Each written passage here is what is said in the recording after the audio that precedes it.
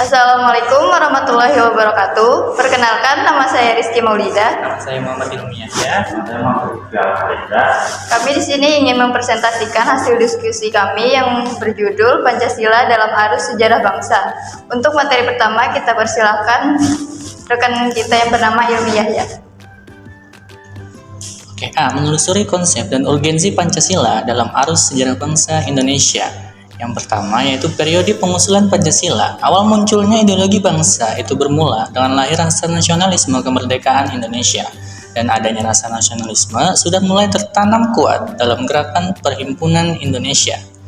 Perhimpunan Indonesia bertujuan agar bangsa Indonesia bersatu, teguh menghadapi tantangan dan keterjajahan. Kemudian disusul lahirnya Sumpah Pemuda 28 Oktober 1928 merupakan momen perumusan diri bangsa Indonesia. Lalu dibuatkan BPU PKI oleh Jepang pada April 1945. Sidang pertama dilaksanakan pada 29 Mei sampai 1 Juni 1945 dengan jumlah anggota 60 orang. Dengan struktur keanggotaan, Ketua Dr. Atman Wedyo Diningrat, Ketua Muda Raden Panji Soeroso, Ketua Muda Ichi Bangase, anggota termasuk Ketua dan Ketua Muda. BPU PKI dilantik oleh Letjen Kumakichi Harada, seorang panglima tentara ke-16 Jepang di Indonesia pada tanggal 8 Mei 1945. Dalam sidang pertama, 4 tokoh menyampaikan usulan isi dasar negara, yaitu Insinyur Soekarno, Sir Muhammad Yamin, Ki Bagus Hadikusumo, dan Mr. Soepomo.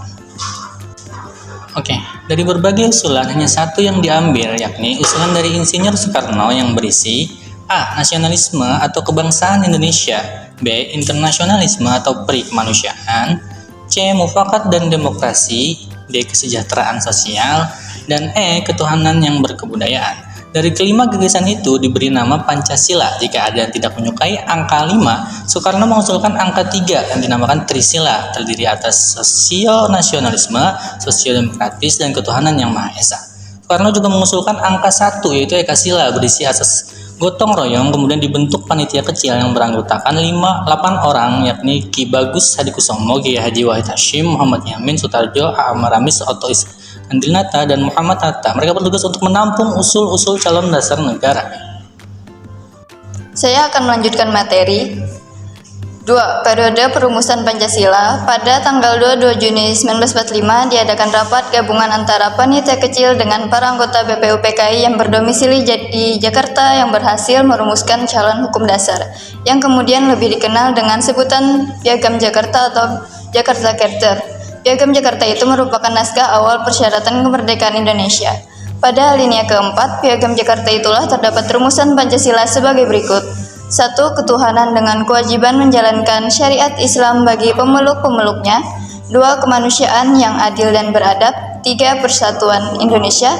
4. Kerakyatan yang dipimpin oleh hikmat kebijaksanaan dalam permusyawaratan perwakilan. 5. Keadilan sosial bagi seluruh rakyat Indonesia.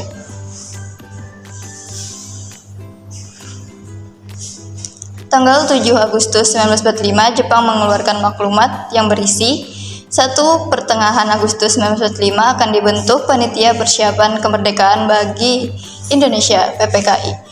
Panitia itu rencananya akan dilantik 18 Agustus 1945 dan mulai bersidang 19 Agustus 1945. 3. Direncanakannya 24 Agustus 1945 Indonesia di kemerdekaan. Pada waktu itu BPU PKI dibubarkan, kemudian dibentuk PPKI. Pada tanggal 14 Agustus 1945 Jepang menyerah tanpa syarat kepada Sekutu. 4. Periode pengusahaan Pancasila. Pancasila Dasar Negara dan pembukaan Undang-Undang 1945 tidak dapat terpisahkan baik dalam proses perumusan dan pengusahaan. Sejarah perumusan dan pengesahan Pancasila Dasar Negara dan pembukaan Undang-Undang 1945 secara kronologis. Tanggal 15 Agustus 1945, R. Soekarno-Hatta, Dr. Atman Wedyo Diningrat kembali ke Indonesia setelah di Vietnam pada tanggal 12 Agustus 1945 karena dipanggil pengusaha militer Jepang di Dalat untuk membahas Hari Kemerdekaan Indonesia sebagaimana yang telah dijanjikan. Terjadinya peristiwa penculikan Soekarno dan Hatta ke Ranges Dengklok oleh para pemuda karena merdeka para pemuda tanggal akan situasi politik dunia pada saat itu mendesak agar kemerdekaan Indonesia diproklamasikan secepatnya. Tanggal 16 Agustus 1945, teks kemerdekaan didiktekan oleh Mohatta dan ditulis oleh IR Soekarno, lalu hasil akhir diketik oleh Sayuti Malik. Tanggal 17 Agustus 1945 dicetuskan proklamasi kemerdekaan Indonesia oleh IR Soekarno. 18 Agustus 1945 diadakan sidang PPKI Persatuan yang dihasilkan sebagai berikut.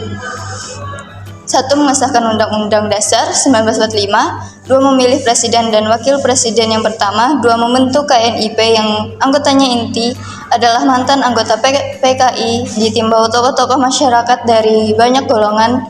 Komite ini dilantik 29 Agustus 1945 oleh Ketua MR Kansman. Selain itu, Pancasila resmi disahkan oleh PPKI dengan berbagai perubahan. Saya akan melanjutkan materi. B. Menanya alasan diperlukannya Pancasila dalam kajian sejarah bangsa Indonesia. 1. Pancasila sebagai identitas bangsa Indonesia. 2. Pancasila sebagai kepribadian bangsa Indonesia. 3. Pancasila sebagai pandangan hidup bangsa Indonesia. 4. Pancasila sebagai jiwa bangsa Indonesia. 5. Pancasila sebagai perjanjian luhur. C. Menggali sumber historis, sosiologis, politis, pendidikan Pancasila. Sumber historis Pancasila. Perumusan Pancasila diawali ketika dalam sidang BPUPKI. Pada sidang ini, masalah tersebut adalah tentang suatu rumusan dasar negara Indonesia yang akan dibentuk, dan pada tanggal 1 Juni 1945 dibentuklah Pancasila yang diperingati sebagai hari lahir Pancasila.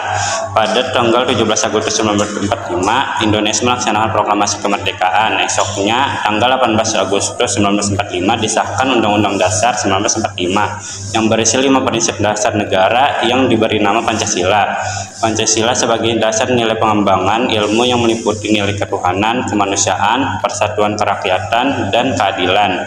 Sosiologi Pancasila sebagai dasar pengembangan ilmu, pengetahuan, dan teknologi (iptek), sehingga peradaban manusia mengalami perubahan yang luar biasa. Oke, sekian video dari kami. Kalau ada salah kata, mohon maafkan. Assalamualaikum warahmatullahi wabarakatuh.